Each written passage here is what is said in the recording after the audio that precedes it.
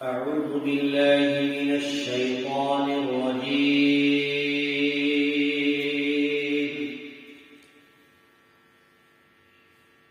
بسم الله الرحمن الرحيم.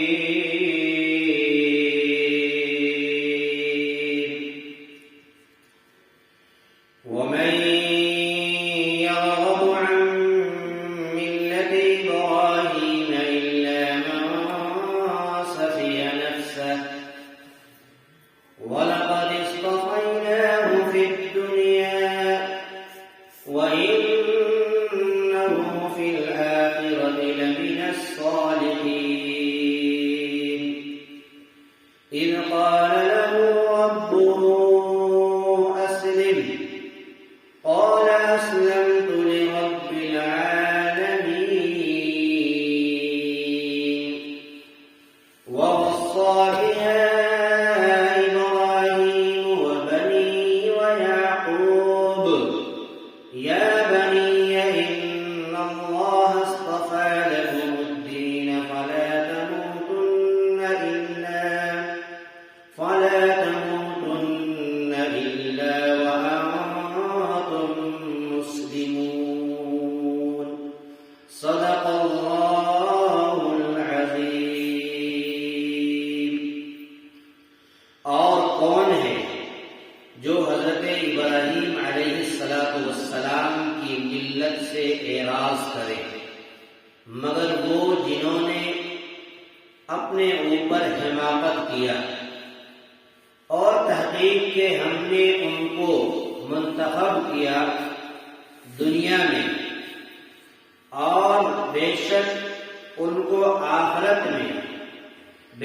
وہ آخرت میں صالحین میں سے ہوں گے.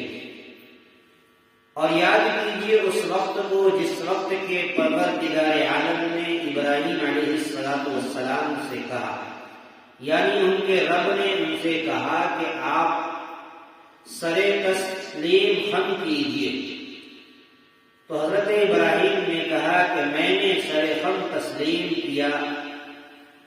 جہان والوں کے رب کے لیے. اور ہم نے وصیت کی ہے اس کی ابراہیم کو، اور ابراہیم نے وصیت کیا اس کی اپنے بیٹوں کو، اور یعقوب علیہ السلام نے بھی کہ اے بیٹو، بے شک اللہ تبارک و تعالی نے تمہارے لیے دین کو پسند کیا ہے، اور تمہاری موت نہ آوے اس حال میں کہ تم مسلمان ہو کر حالت اسلام میں تمہاری موت آوے. 3 آیت کریمہ کی تلاوت ہوئی. سورۃ البقرہ کی یہ 3 آیت کریمہ کا تعلق ما قبل سے یعنی پہلے والی آیتوں سے دیکھنا ضروری ہے. حضرت ابراہیم علیہ السلام کے جو واقعات ہیں وہ سلسلہ در سلسلہ چل رہا ہے کہ اللہ تبارک و تعالیٰ نے سب سے پہلے حضرت ابراہیم کو آزمایا. حضرت ابراہیم نے اسے مکمل کر کے دکھایا. پھر حضرت ابراہیم علیہ السلام نے دعا کی، اور دعا کو اللہ تبارک و تعالیٰ نے قبول کیا. پھر حضرت ابراہیم علیہ السلام اور ان کے بیٹے حضرت اسماعیل علیہ السلام نے خانہ کعبہ کی بنیاد رکھی اور انہیں اٹھا رہے تھے، اور وہاں پر اللہ تبارک و تعالیٰ سے یہ بھی دعا کر رہے تھے کہ اے باری تعالیٰ، جو ہم نے کوشش کیا ہے اس چیزوں کو اور اس قربانیوں کو ہماری طرف سے قبول فرما لیجیے. اب یہاں پر یہ بتایا جا رہا ہے کہ کون شخص ایسا ہے جو حضرت ابراہیم علیہ السلام کی ملت سے، حضرت ابراہیم کے دین سے اور حضرت ابراہیم علیہ السلام کے طور و طریقے سے کون ہے جو شخص اعراض کر لے. مگر وہی شخص اعراض کر سکتا ہے جنہوں نے اپنے اوپر حماقت کیا، جنہوں نے اپنے اوپر بے وقوفی کی، اور جنہوں نے حضرت ابراہیم کی ملت کو، ان کے مذہب کو کما قبول نہیں سمجھا، اس کی بنیاد پر انہوں نے اپنے اوپر حماقت کیا. جیسا کہ حضرت ابراہیم علیہ السلام کے طویل واقعات سے پتہ چلتا ہے کہ اللہ تبارک و تعالیٰ نے کس طریقے سے حضرت ابراہیم علیہ السلام کو آزمایا اور انہوں نے اپنے دین کی اور توحید الہی کا ڈنکا مشرکین کے آگے اور تمام لوگوں کے سامنے پیش کیا، لیکن جس کو اللہ تبارک و تعالیٰ نے سمجھ لیا ان کے دلوں کے اندر، اور دلوں کے اندر سمجھنے کی، دماغ کے اندر جو ہے فہم و فراست عطا کیا، وہی لوگ ان کے جو ہے مذہب کو، ملت کو قبول کیا۔ جنہوں نے ان کے صداقت اور سچائی کو نہ سمجھا، ان لوگوں نے اپنے اوپر حماقت اور بے وقوفی کیا، جس کی بنیاد پر وہ لوگ اللہ تبارک و تعالیٰ کے اس پیارے پیغمبر اور برگزیدہ پیغمبر کی ملت سے اعراض کر لیا۔ اسی کو کہہ رہے وَمَن يَرْغَبُ عَن مِّلَّةِ إِبْرَاهِيمَ، کہ کون ہے یرغب کے معنی آتا ہے رغبت کرنا۔ یاد رکھیے گا کہ جس رغب یرغب کے ساتھ اگر الہ کا صلہ آتا ہے، لفظ الہ اگر آئے تو وہاں پر آتا ہے کہ کسی چیز کی طرف رغبت کرنا، اور اگر لفظ یرغب کے ساتھ اگر ان کا لفظ آتا ہے تو وہاں پر آتا ہے کسی چیز سے اعراض کرنا۔ تو یہاں پر یرغب کے ساتھ لفظ ان کا تذکرہ اللہ تبارک و تعالیٰ نے کیا ہے۔ اس کا مطلب ہے کہ کون ہے وہ جو ابراہیم علیہ السلام کی ملت سے اعراض کرے، مگر وہ شخص الا من صفی نفسہ، مگر وہ شخص جنہوں نے اپنے اوپر حماقت کیا، اپنے اوپر بے وقوفی کی، وہ لوگ ہیں جو ان کی صداقت اور سچائی کو سمجھ نہ کر سکے اور وہ دین ابراہیم سے ہٹ گئے۔ وَلَقَدِ اصْطَفَيْنَاهُ فِي الدُّنْيَا، اور تحقیق کہ ہم نے ان کو استقامت دیا، ہم نے ان کو پسند کیا، دنیا کے اندر میں، یعنی اللہ تبارک و تعالیٰ نے حضرت ابراہیم علیہ السلام کو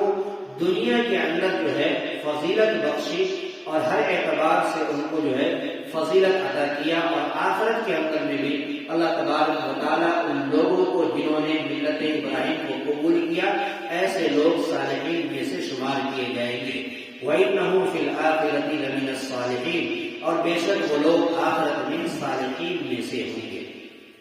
اگلی آیت کے اندر اللہ تبارک و تعالیٰ نے حضرت ابراہیم علیہ السلام کو یہ کہہ رہے ہیں کہ جب وہ یاد کیجیے اس وقت کو جس وقت کے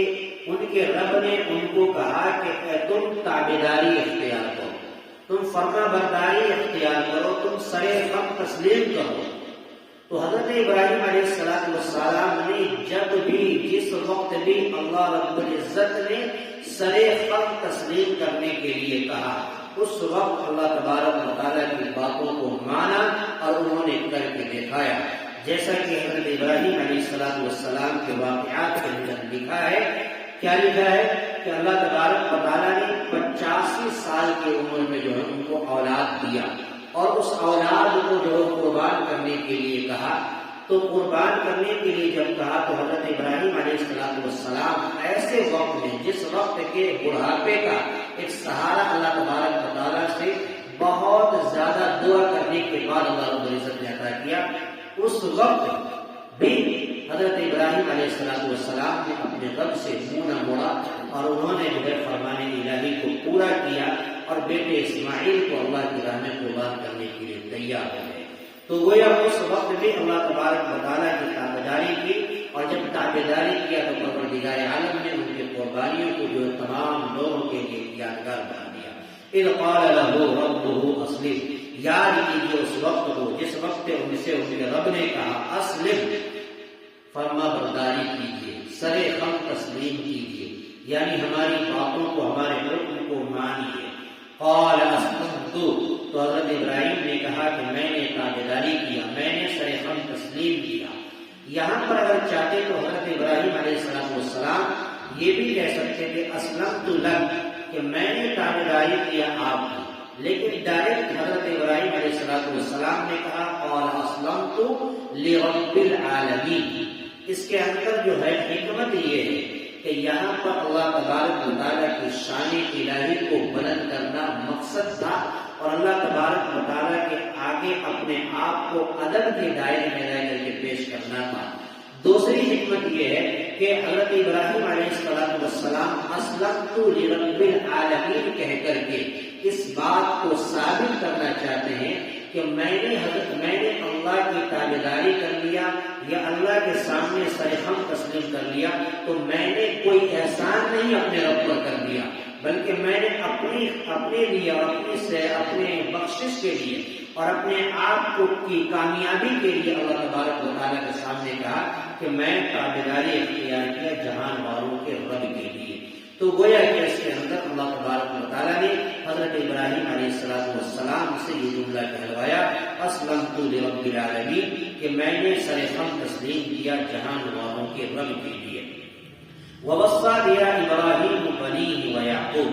اور اگلی آیت کے اندر حضرت ابراہیم علیہ السلام اور حضرت یعقوب علیہ السلام اپنے بیٹوں کو بھی اس کی وصیت کر رہے ہیں۔ کس چیز کی وصیت کر رہے ہیں؟ اس کی وصیت کر رہے ہیں کہ اللہ تبارک و تعالیٰ نے تمہارے لیے جو ہے دین کو قبول کیا ہے، تمہارے لیے دین کا انتخاب کیا، دین اسلام کا انتخاب کیا ہے۔ معلوم یہ چلا کہ یہ دین اور یہ مذہب اور یہ ملت جو ہے تمہاری کامیابی کا دار و مدار ہے۔ اللہ رب العزت نے ایک مقام پر یہ بھی کہا ان الدین عند اللہ الاسلام، کہ بے شک اللہ کے نزدیک جو ہے دین اسلام ایک بہت بڑا مذہب ہے۔ اور ایک جگہ کہا وَمَن يَبْتَغِ غَيْرَ الْإِسْلَامِ دِينًا فَلَن يُقْبَلَ مِنْهُ وَهُوَ فِي الْآخِرَةِ مِنَ الْخَاسِرِينَ، کہ اللہ تبارک و تعالیٰ کہتا ہے کہ جس نے دین اسلام کے علاوہ اگر کسی دین کو اگر قبول کیا تو گویا کہ وہ دنیا اور آخرت میں خسارہ اٹھانے والوں میں سے ہوگے۔ معلوم یہ چلا کہ شروع سے لے کے آخری تک جو ہے اگر کوئی دین اور کوئی مذہب ہے جس کو اللہ رب العزت نے جو ہے قبول کیا اور اللہ رب العزت نے ہمارے لیے آپ کے لیے اس کائنات کے لیے جو ہے انتخاب کیا، وہ دین اسلام ہے۔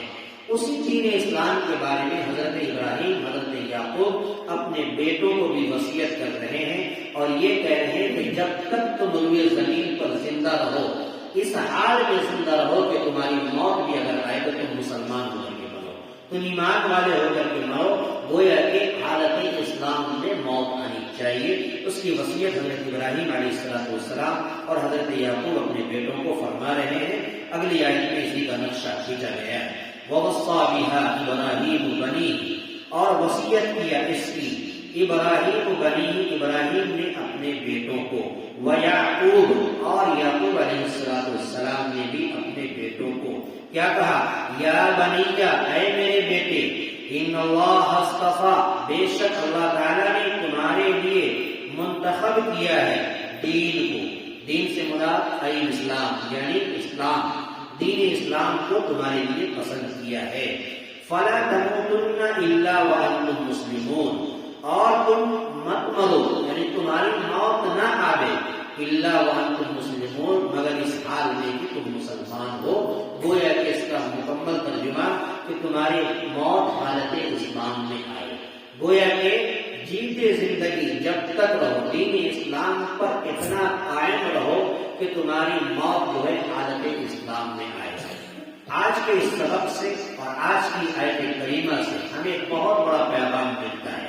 کہ ہم اور آپ روئے زمین پر رہتے ہوئے اپنے بچوں کو کیا نصیحت کرتے ہیں، اپنے بچوں کو کس اعتبار سے وصیت کرتے ہیں۔ وقت کا ایک بہت بڑا نبی جلیل القدر پیغمبر حضرت ابراہیم علیہ السلام اور حضرت یعقوب علیہ السلام، جن کے بیٹے حضرت یوسف تھے اور دیگر جو ان کے 12 بیٹے تھے جس کا قرآن کریم میں نقشہ کھینچا گیا ہے، تمام بیٹوں کو نصیحت فرما رہے ہیں کہ اے بیٹے، اللہ کی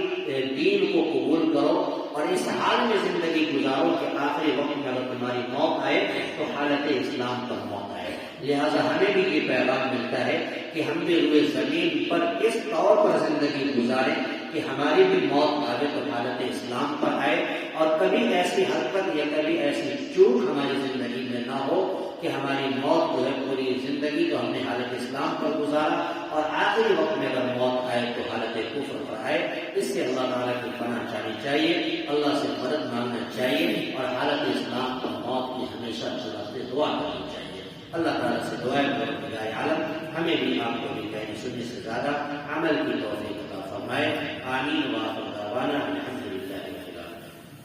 اللهم صل على سيدنا محمد وعلى آل سيدنا محمد وبارك وسلم۔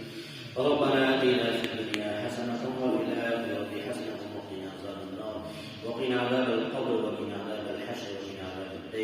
یا الہ العالمین رب کریم مولا کریم پروردگار عالم، اے اللہ درس قرآن کا سبق پڑھا گیا، اے اللہ جو بھی خامیاں کوتاہیاں رہ گئی اللہ اپنے فضل سے معاف فرما، اے اللہ جو صحیح صحیح پڑھا گیا سنا گیا اے اللہ ہم سب کو عمل کرنے کی توفیق عطا فرما، اے اللہ قرآن فرمودات پر ہمیشہ عمل کرنے کی توفیق عطا فرما، اے اللہ آج کے جو درس قرآن سے ہمیں